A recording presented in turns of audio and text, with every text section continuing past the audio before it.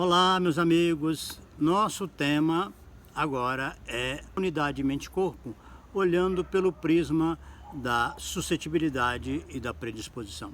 Aparentemente, na literatura, tem muita confusão em relação a essas duas questões, em que acredita-se que digam mais ou menos a mesma coisa, mas nós podemos diferenciar bem uma da outra. E, em resumo, é assim: a predisposição é aquilo que a pessoa, aquele organismo, tem uma tendência a manifestar.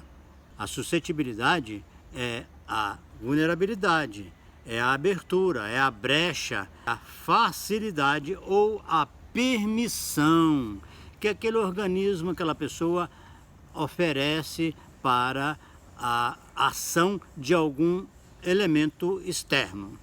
Nós podemos dizer que a homeopatia, até um certo ponto, supervalorizou o fator interno, ou seja, a predisposição, a vulnerabilidade individual, e deu uma importância secundária aos fatores externos. É importante que a gente esteja atento a isso, porque a enfermidade, o adoecimento não pode ficar nesse grau assim de descompensação. E eu vou explicar por quê.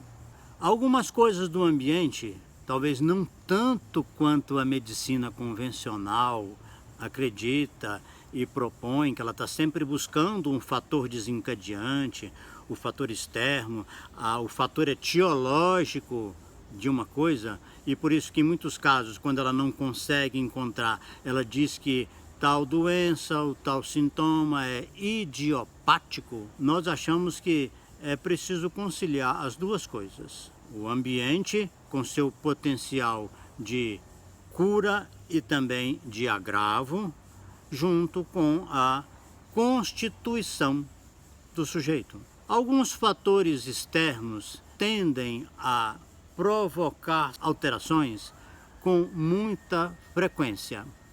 Isso é o que nas doenças infecciosas é chamado de infectividade. Se essas alterações acontecem com muita gravidade, pode-se dizer que o índice de patogenicidade desse micro-organismo é intenso. Por aí nós já temos um parâmetro para transpor para o quadro mental.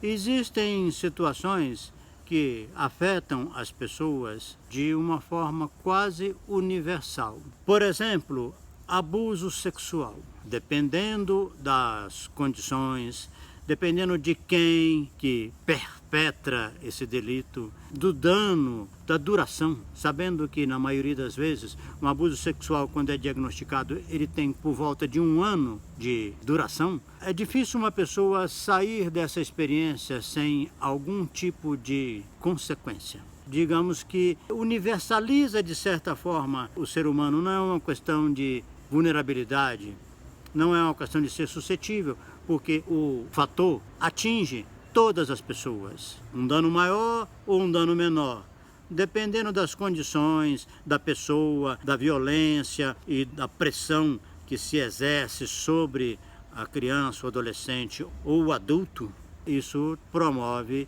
uma lesão mais ou menos grave. Há uma infectividade grande e a patogenicidade varia dependendo do quadro.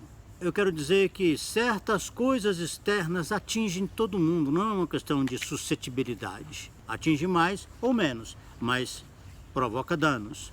Além do abuso sexual, eu incluo a perda de padrão social repentina. Eu já vi alguns casos, a grande maioria tem um tipo de sequela por causa disso. E, finalmente, a morte de criança afeta um casal. Na maioria das vezes, esse casal vai ter muita dificuldade para se reorganizar, porque a morte de um filho ainda criança é um acontecimento devastador, e essa reorganização de cada um nem sempre permite a preservação do casamento. Com isso, nós estamos olhando que o meio externo não é passivo, como o quente, propôs, ele dizia que as bactérias eram resultado da doença. Eu acho que hoje nós temos uma noção um pouco diferente. O meio afeta, sim, de uma forma geral, para o bem ou para o mal, e, em alguns casos, afeta de uma maneira muito intensa, perturbadora e doentia. A predisposição é quando a pessoa pode manifestar uma doença por si só, independente de estímulo do meio ambiente. Uma predisposição discreta vai fazer com que a pessoa tenha uma chance menor de manifestar. Mas se essa predisposição é moderada ou intensa, a doença vai se manifestar, e muitas vezes de uma forma muito grave, seja uma doença psiquiátrica, por exemplo, um psicopata que viveu numa família relativamente harmônica e protetora e, no entanto, a pessoa acaba manifestando um comportamento completamente anômalo e pervertido. Também nós podemos observar que existe essa associação. Uma pessoa com uma predisposição moderada ou intensa para um distúrbio, seja psiquiátrico ou orgânico, e encontra os fatores do ambiente que o influenciam de maneira desfavorável, a chance de manifestar o problema, a doença ou o comportamento inadequado é muito grande e fica quase que inexorável. Por exemplo, o alcoolismo entra nesse terreno aí.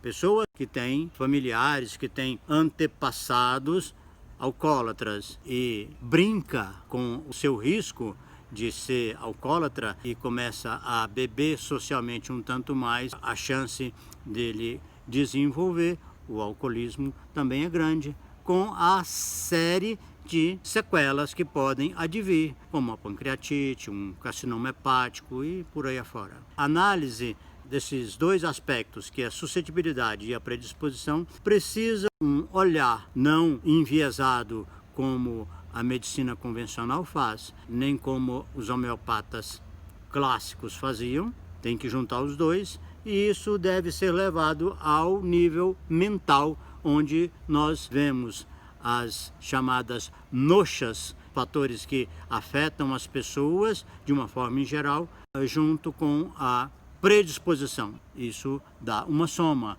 e o resultado pode ser saúde, e pode ser uma saúde que superou fatores adversos, como também pode desembocar numa doença grave. Muito obrigado, um abraço, até mais.